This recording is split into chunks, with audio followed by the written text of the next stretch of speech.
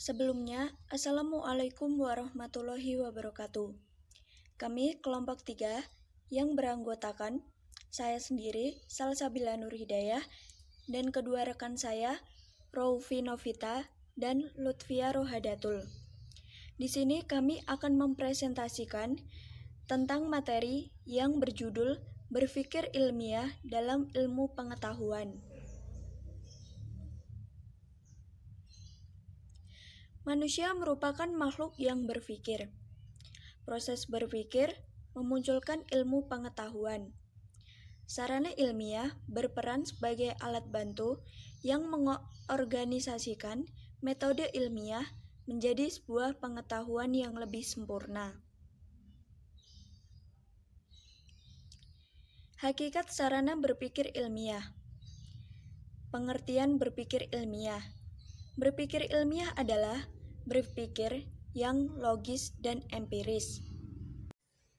Logis adalah masuk akal, sedangkan empiris adalah dibahas secara mendalam berdasarkan fakta yang dapat dipertanggungjawabkan. Kemudian, pengertian sarana berpikir ilmiah. Sarana berpikir ilmiah adalah alat yang membantu kegiatan ilmiah dalam berbagai langkah yang harus ditempuh. Tanpa penguasaan sarana berpikir ilmiah, kita tidak akan dapat melaksanakan kegiatan berpikir ilmiah yang baik. Materi selanjutnya akan disampaikan oleh Raufi Novita. Fungsi sarana ilmiah sebagai alat bantu untuk mencapai tujuan dalam kaitan kegiatan ilmiah secara keseluruhan. Tujuan mempelajari sarana berpikir ilmiah untuk memungkinkan kita untuk menelaah ilmu secara baik.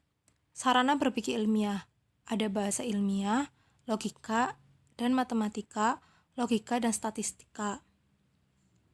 Sarana berpikir ilmiah. Yang pertama, bahasa ilmiah, yang berfungsi sebagai alat komunikasi untuk menyampaikan jalan pikiran seluruh proses berpikir ilmiah.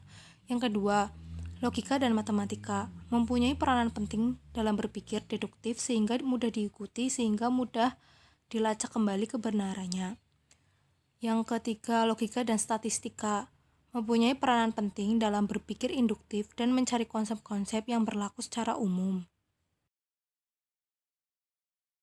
Dan untuk selanjutnya akan dilanjutkan oleh teman saya Lutfia Rohadatul Bahasa sebagai sarana ilmiah. Bahasa ialah alat komunikasi verbal yang dipakai dalam seluruh proses berpikir ilmiah. Bahasa mengandung unsur simbol sesuatu yang diucapkan oleh manusia, merupakan kegiatan memberi simbol terhadap suatu objek nyata dalam dunia praktis. Bahasa ilmiah berfungsi sebagai alat komunikasi untuk menyampaikan pikiran seluruh proses berpikir ilmiah. Ciri-ciri bahasa ilmiah yaitu antara lain 1. Informatif. Informatif yang berarti bahwa bahasa ilmiah mengungkapkan informasi atau pengetahuan. Informasi atau pengetahuan ini dinyatakan secara eksplisit dan jelas untuk menghindari kesalahpahaman informasi. Yang kedua, reproduktif. Reproduktif adalah bahwa pembicara atau penulis menyampaikan informasi yang sama dengan informasi yang diterima oleh pendengar atau pembacanya. Yang ketiga yaitu intersubjektif. Intersubjektif yaitu ungkapan-ungkapan yang dipakai mengandung makna-makna yang sama bagi para pemakainya. Dan yang keempat yaitu antiseptik.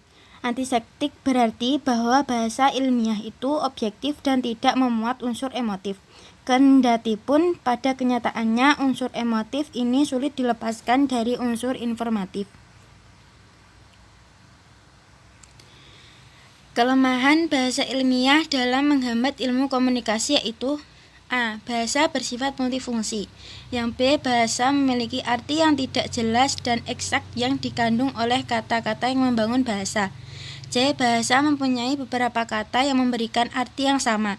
Dan D. Konotasi bahasa yang bersifat emosional. Sekian presentasi dari kelompok kami. Mohon maaf sebesar-besarnya apabila terdapat kesalahan. Wassalamualaikum warahmatullahi wabarakatuh.